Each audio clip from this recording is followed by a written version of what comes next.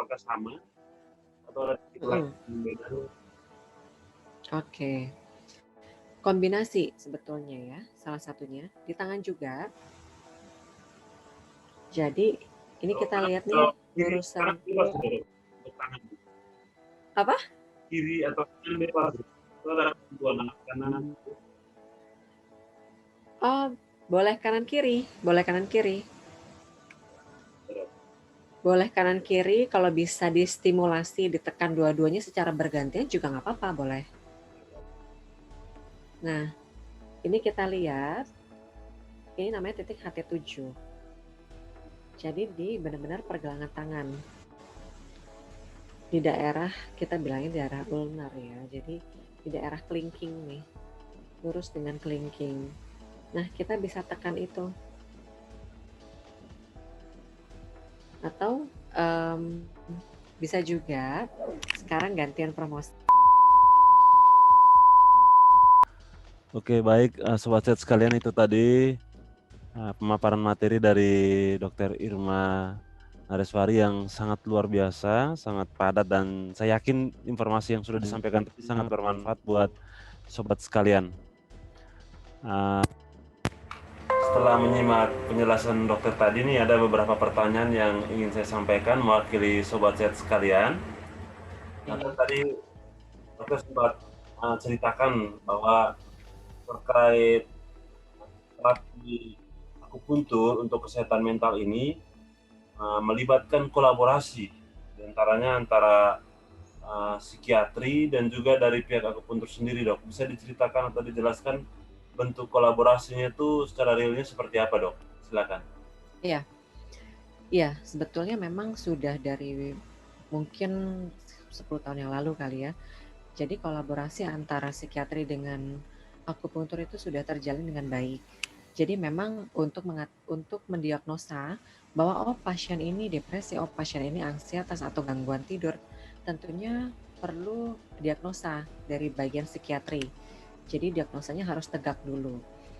Nah, biasanya pasien-pasien tersebut akan mengikuti terapi dari bagian psikiatrinya sendiri, namun dapat juga secara sinergi dengan ditambahkan terapi dari akupunktur supaya apa? Efeknya bisa lebih cepat. Dan efek samping dari pengobatan atau obat-obatan itu juga dapat diatasi dengan akupunktur. Jadi tidak hanya untuk mengoptimalisasi dari hasil terapinya, tapi juga kita mencoba untuk mengatasi dari efek samping obat-obatan tersebut. Terima kasih, dok. Berarti untuk pasien psikiatri sendiri memang tetap diperbolehkan mengkonsumsi obat, tapi di situ ada kaitan dengan tindakan akupunturnya ya, dok ya? Ya Dengan betul. untuk minimalisir efek samping dan juga memaksimalkan terapi yang ada gitu, dok. Iya, jadi kan nanti akan secara berkala tuh, mungkin seminggu sekali atau 2 minggu sekali atau sebulan sekali mereka tetap akan datang ke psikiater untuk evaluasi. Nanti kita lihat tuh, perkembangannya bagaimana. Jadi di situ terkait apakah dosisnya bisa diturunkan atau nanti obatnya diganti, hal seperti itu. Jadi misalnya contohnya pada pasien-pasien yang usia lanjut, kadang-kadang kan kalau pengalaman Markus ke usia lanjut itu kan obat-obatan itu mungkin ada 10 macam kali ya. Jadi Ya farmasi. nggak sih? Benar. Banyak banget ya. Nah, paling tidak kita dapat akupunktur mengurangi polifarmasi tersebut. Jadi nyerinya, misalkan kalau kasusnya nyeri sehingga menyebabkan dia depresi atau insomnia, nah kita juga bisa mengatasi hal tersebut supaya polifarmasi atau obat-obatan yang dikonsumsi itu tidak terlalu banyak. Dengan teratasi beberapa masalah, dampak secara nyatanya ya penggunaan obat untuk masalah itu ya bisa dieliminasi ya, dok ya? Bisa Iya, dihilangkan, mungkin tidak 100% ya, paling tidak dapat dikurangi lah. dikurangi. Oke. Iya. Oke, dok, terima kasih banyak, dok. Nah, ini saya tertarik sekali tentang penjelasan dokter mengenai elektroakupuntur, dok. Tadi Ya, dokter sudah sampaikan bahwa elektroakupuntur ini merupakan salah satu terobosan atau inovasi terbaru ya, dok ya? iya betul.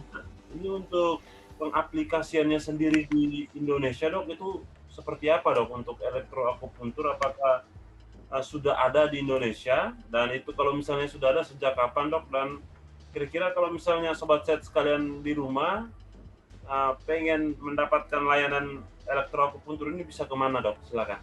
Oke, iya sebetulnya elektroakupuntur itu merupakan suatu modalitas yang sudah lama sekali, memang sudah puluhan tahun sebetulnya dipakai. Nah kalau yang terbaru memang salah satunya itu laser punctur, karena memang kebanyakan malah dari Eropa, dari Jerman, Itali, itu yang memang sangat apa ya namanya, meningkatkan perkembangan terkait laser punctur. Nah, elektroakupunktur itu merupakan rangsang listrik dari jarum akupunktur. Jadi pada saat jarum ditusukkan ke tubuh kita, lalu ada suatu konektor gitu ya, kabel, nah itu nanti akan dihubungkan tuh ke alat elektroakupunkturnya. Tujuannya apa? Kita dapat secara terus-menerus merangsang jarum akupunktur tersebut. Jadi itu tidak membahayakan, tidak menakutkan, hanya tujuannya untuk membantu perangsangan dari jarum akupunktur yang sudah ditusukkan ke dalam tubuh. Nah, kalau untuk laser akupunktur sendiri, itu juga merupakan modalitas, itu sama seperti akupunktur, tapi contohnya misalkan dipakai untuk pasien-pasien yang diabetes mellitus. Jadi misalkan tidak boleh menimbulkan perlukaan gitu ya. Nah, laser punctur kan tidak menimbulkan perlukaan, tidak ada rasa panas, tidak ada rasa sakit. Nah, itu kita menggunakan laser punctur. Atau pada pasien-pasien yang mengkonsumsi pengencer darah.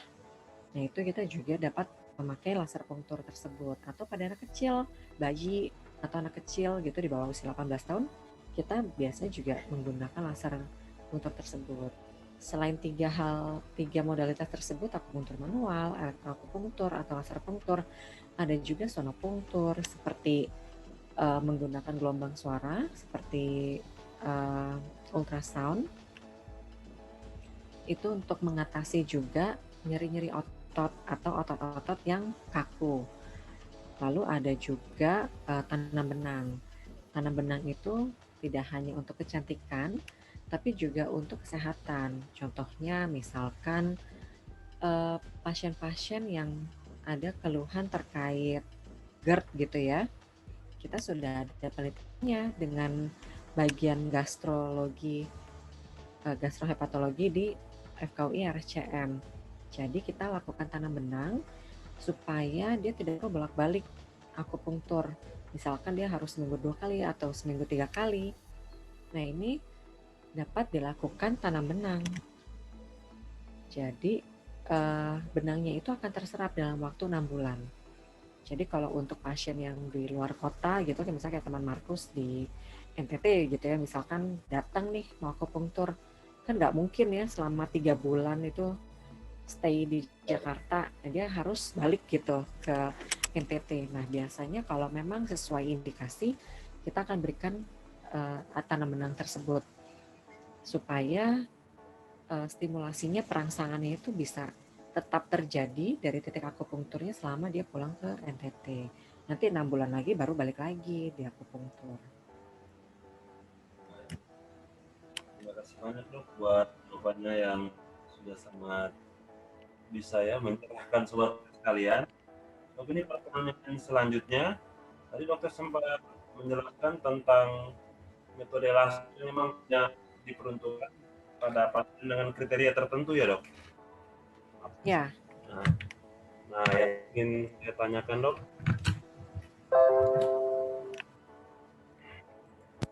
untuk titik lasernya itu apakah ada ketentuan bahwa hanya boleh di titik tertentu di bagian tubuh tertentu atau seperti apa dok penjelasannya?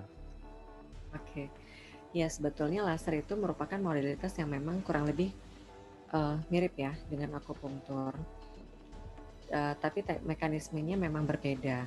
Biasanya laser itu untuk yang memiliki mekanisme fotobiomodulasi selain dari efek mekanisme akupunkturnya sendiri. Jadi kalau untuk terkait titik sama.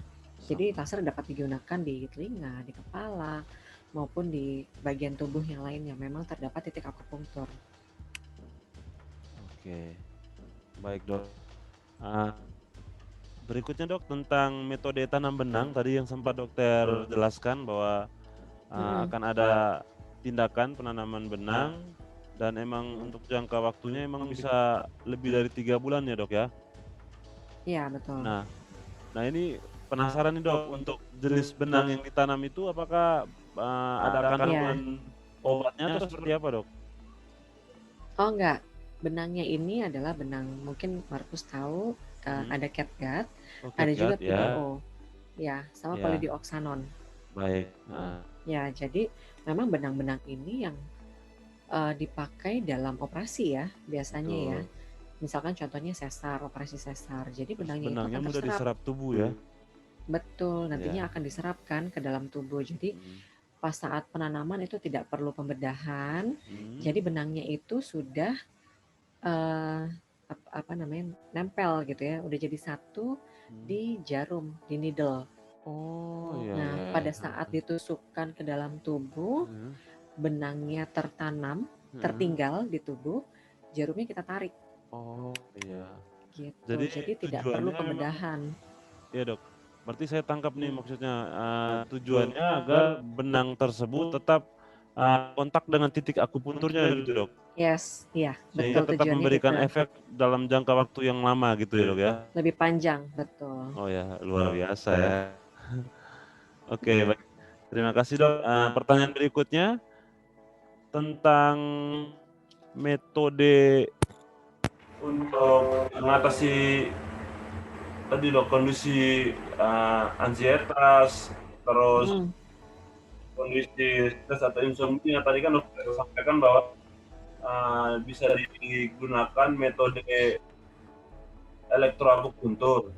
Nah, pertanyaannya, apakah bisa juga dilakukan kombinasi antara metode elektroakupuntur ini sekaligus dengan metode akupuntur itu seperti apa dok? Oh iya, iya betul. Biasanya kita kombinasi. Jadi ada titik-titik yang memang bisa dilakukan perangsangan elektroakupunktur. Jadi biasanya memang kita kombinasi, Markus. Jadi misalkan di area wajah, kepala, kita menggunakan jarum akupuntur saja. Tapi yang di tubuh kita rangsang listrik, kita menggunakan elektroakupunktur.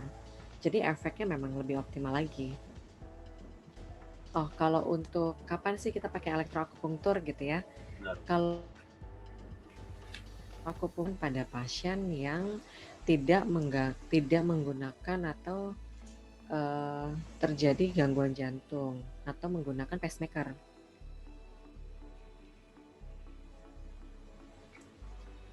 Suara saya jelas nggak ya? Jelas dok, berarti tidak mengalami gangguan jantung dok ya?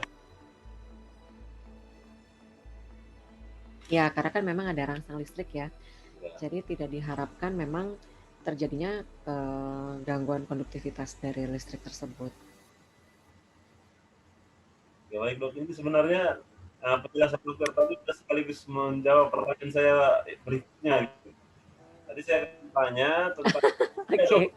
apa saja, bagaimana kriteria pasien yang bisa mendapatkan terapi akupuntur, baik itu dengan rangsangan listrik dan juga dengan laser gitu dok.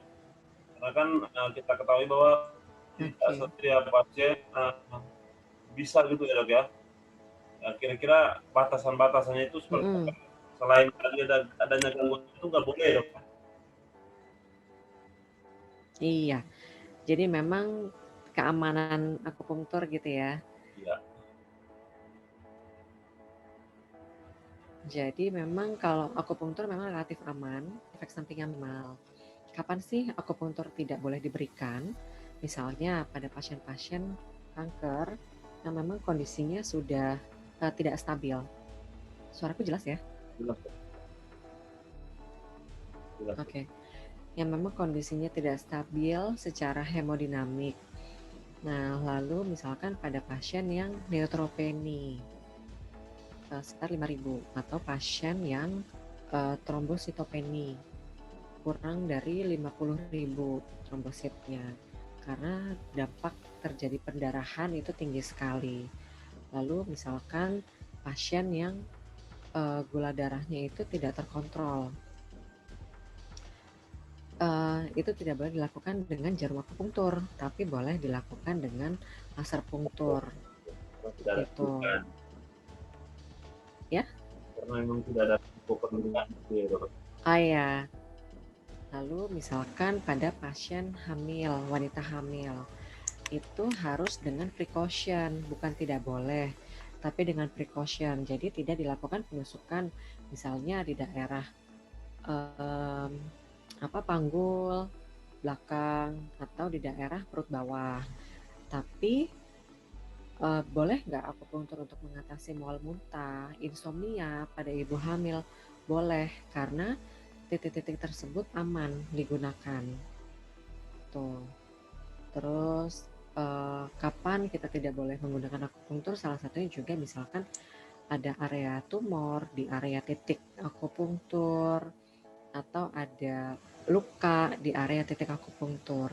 Biasanya kita akan telaah dulu, yang pasti kan kita akan pemeriksaan fisik dulu, anamnesa. Anamnesa itu maksudnya kita tanya-tanya ke pasiennya gitu. Ibu sakit apa, sejak kapan. Nah, terus kita akan memilih, kita akan melakukan kombinasi titik akupunktur, baiknya apa nih untuk pasien tersebut. Setelah itu kita lihat ada kontraindikasi nggak sih sebetulnya untuk menggunakan manual jarum akupunktur dulu. Jika ada kontraindikasi, kita akan beralih ke modalitas yang lain. Oke. Nah, terima kasih, Dok. Pertanyaan mungkin, Dok, tentang titik akupunktur yang Bapak Dokter jelaskan tadi, yakni di telinga yang jika dilakukan tindakan akupunktur titiknya ini bisa membantu mengurangi adiksi internet, nafsa, dan juga adiksi rokok kayak gitu ya, Dok ya.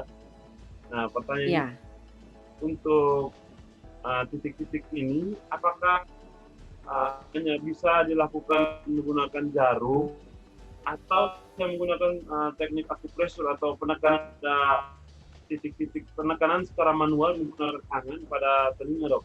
Mohon penjelasannya. Iya, jadi betul Markus. Jadi sebetulnya kalau untuk adiksi tergantung tingkat adiksinya nih. Berarti ada titik-titik yang memang harus dilakukan perangsangan dengan jarum ataupun modalitas yang lain.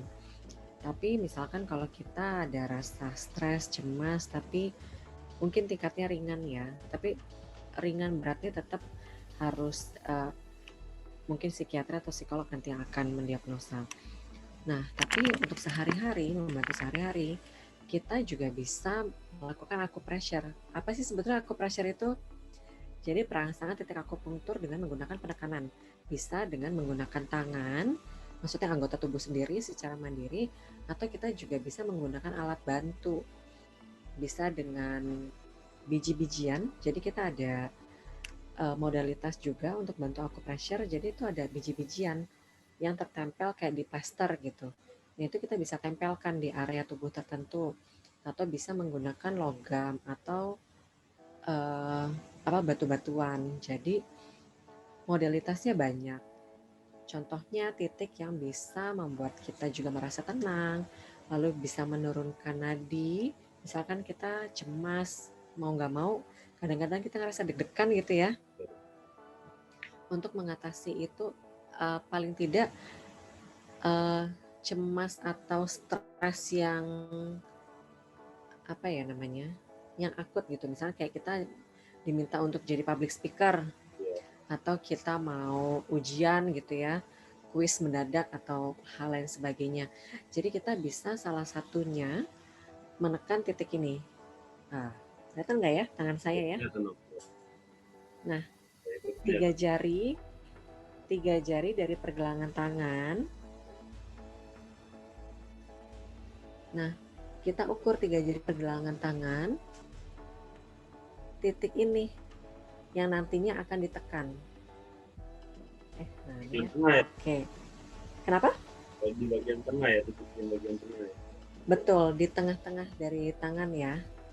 Di sini itu kan ada kayak kita sebutnya tendon. Ada 2 tendon, dan di tengah-tengah 2 tendon tersebut kita tekan sampai sepertiga dari ibu jari kita berwarna putih. kekuatannya seperti itu, Iya, Dok. ya.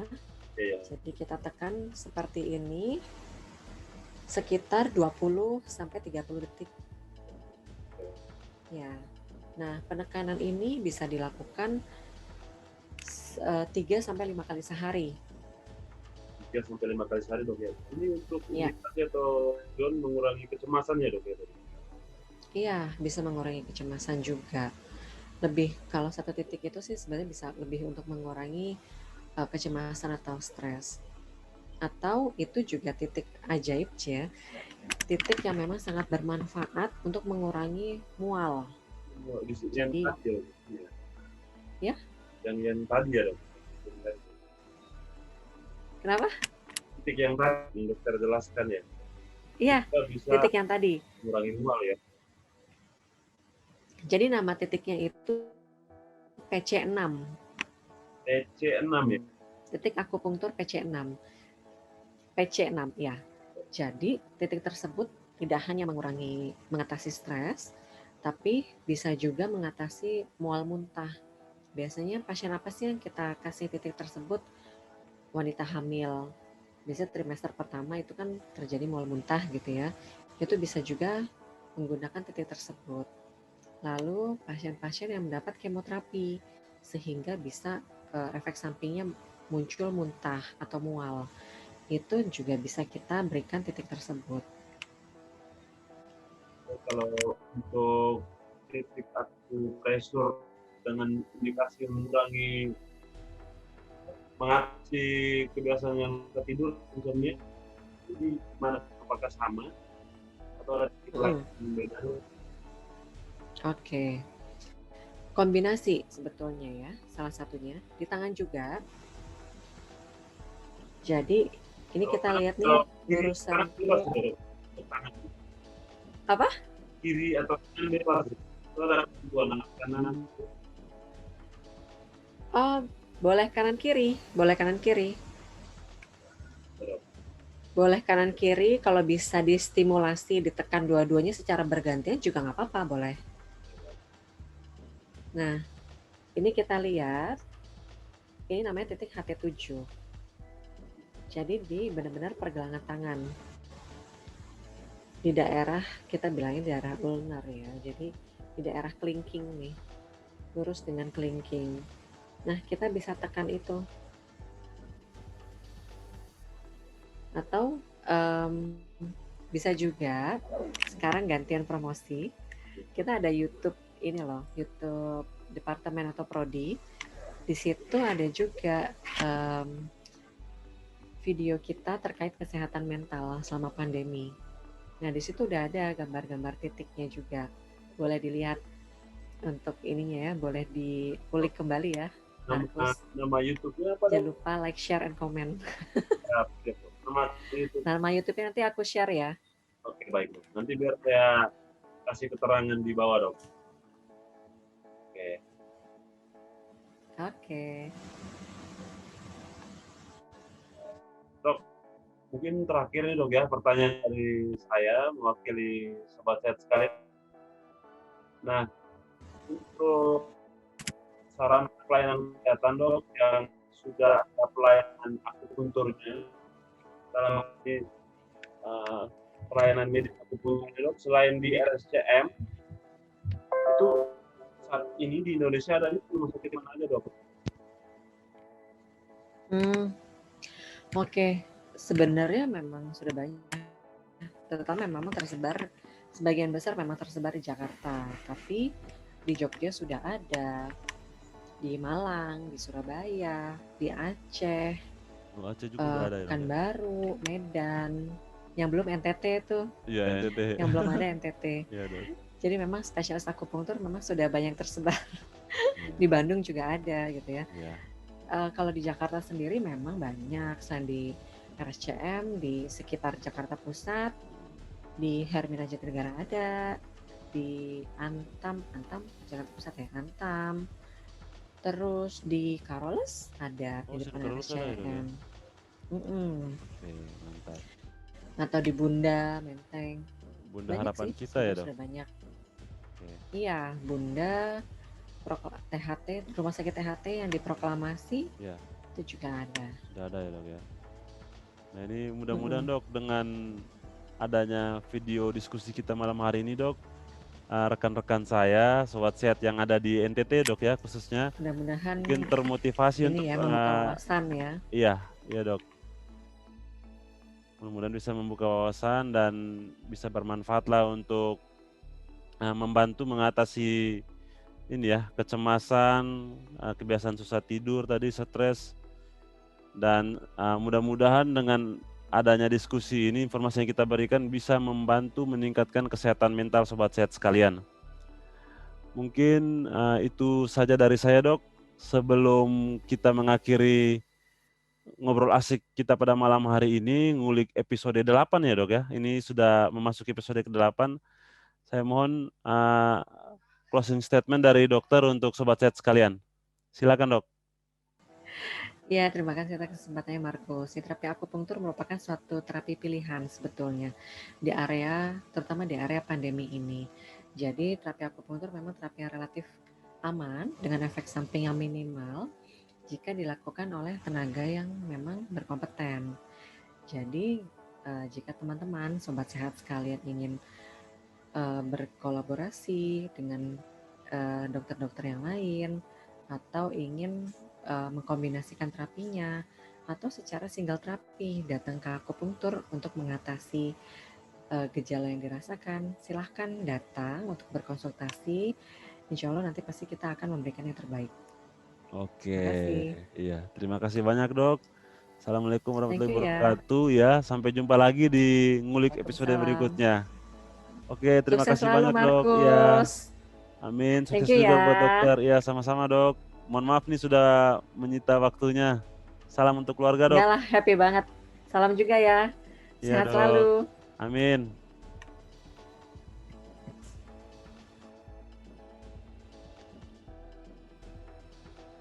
Oke sobat sehat, itu tadi obrolan kita bersama Dr. Irma, spesialis akupuntur. Sudah banyak informasi yang beliau bagi tentang pengaruh dan manfaat akupuntur terhadap kesehatan mental kita. Ingat bahwa kondisi pandemi saat ini bukan merupakan penghalang bagi kita untuk terus semangat, untuk terus berpikir positif, untuk terus menyemangati satu sama lain. Kita adalah pejuang yang bukan baru berjuang saat ini, karena kita sudah berjuang jauh sebelum COVID-19 melanda dunia ini, melanda Indonesia. Salam sehat dari saya, dan sampai jumpa lagi di ngulik episode ke-9. Salam sehat.